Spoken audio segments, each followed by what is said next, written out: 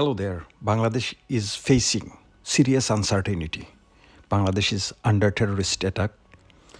Now question remain, is South Asia facing spy terrorism? Why India, Pakistan and Bangladesh is under terrorist attack and bombing?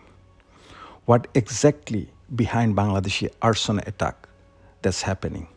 Is those countries are going to a civil war, like African style civil war?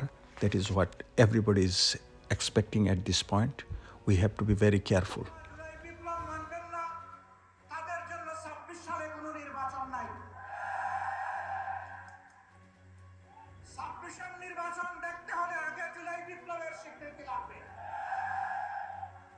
আর জুলাই বিপ্লবের স্বীকৃতি দিতে হলে জুলাই সনদের আইনি ভিত্তি দিতেই হবে।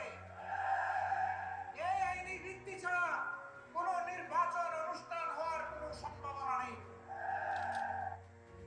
হঠাৎ জামাতের এই হার্ড লাইনে যাওয়ার কারণটা কি? জামাত এবং সমমনা ইসলামিক দলগুলা হঠাৎ তাদের পলিসি পরিবর্তন করলো।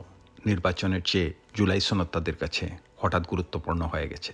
তবে কি তারা ভারত এবং রয়ের কাছ থেকে কোনো ধরনের আগ্রাসন আশা করতেছে? হঠাৎ কেনই ইন্ডিয়া বাংলাদেশের চারপাশে সৈন্য মোতায়েন করতেছে? এই প্রত্যেকটি জিনিসই একটি আরেকটির সাথে অঙ্গাঙ্গিভাবে জড়িত। আমাদেরকে দেখতে হবে বাংলাদেশে আসলে কি ঘটছে।